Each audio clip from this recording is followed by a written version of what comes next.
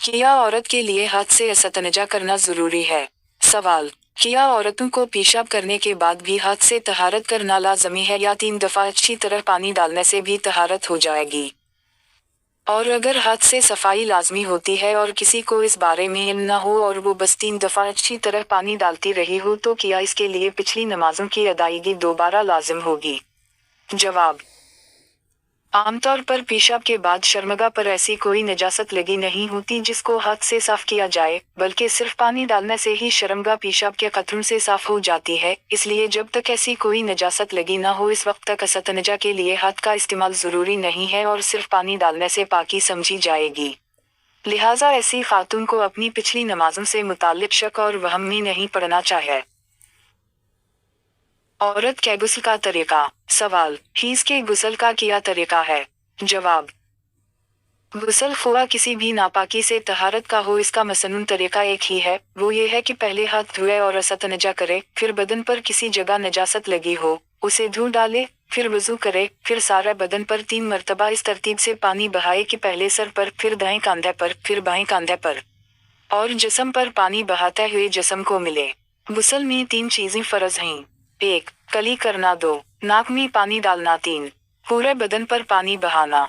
बदन का अगर एक बाल भी खुशक रह जाए तो गुस्ल नहीं होगा और इंसान बदस्तूर नापाक रहेगा।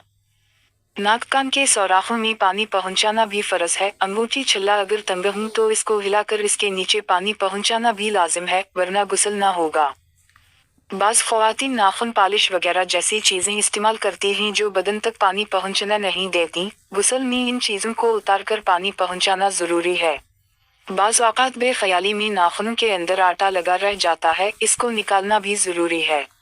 अलगरज पूरे जिस्म पर पानी बहाना और जो चीजें पानी के बदन तक पहुंचने में रुकावट हैं इनको हटाना जरूरी है, वरना गुस्ल नहीं होगा। औरतों के सर के बाल अगर गंदे हुए हों तो बालों को खोलकर इनको तर करना जरूरी नहीं, बल्कि बालों की जड़ों तक पानी पहुंचा लेना काफी है। लेकिन अगर बाल गंदे हुए ना हों, आजकल उमूमन यही होता है, तो सारे बालों को अच्छी तरह तर करना भी जरूरी है। क्या औरत का जिस्म हमेशा जिनसी ताल्लुक कायम करने के लिए तैयार होता है? ख़वातीन के हुकूक की सरगर्म कारकुन और बरतानिया में बतौर माहिर इत्फाल काम करने वाली डॉक्टर एविड डेहर कहती हैं कि बच्चों को अपना दूध पिलाने वाली माओं के लिए बच्चों में कम वक्फा रखना उनकी सेहत के लिए नाकाबिल तलाफी नुकसान का बाइस बनता है।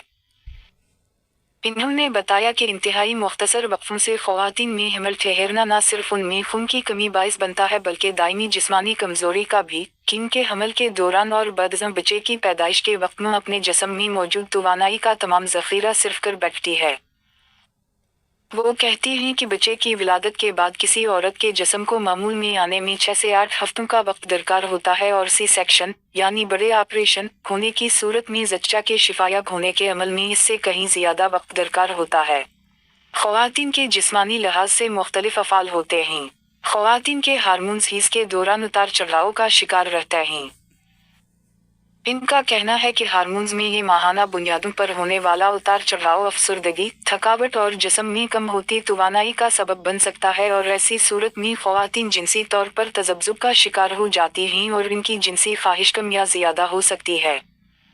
लिहाजा अगर शौहर अपनी अहलिया के जिस्म और रवैये में होने वाली इन तब्दीलियों को बरूकत समझ पाए तो वो अपनी शरीक हयात के साथ बेहतर जिनसी ताल्लुकात कायम कर सकता है।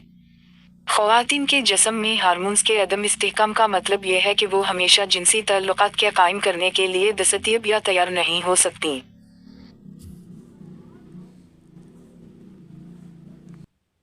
इस तरह की और नई वीडियो देखने के लिए हमारे चैनल को सब्सक्राइब कर दें और साथ दिए गए बेल आइकन के बटन को ज़रूर प्रेस कर दें ताकि हमारी नई आने वाली वीडियो अब तक बरूकत पहुंचती रहे।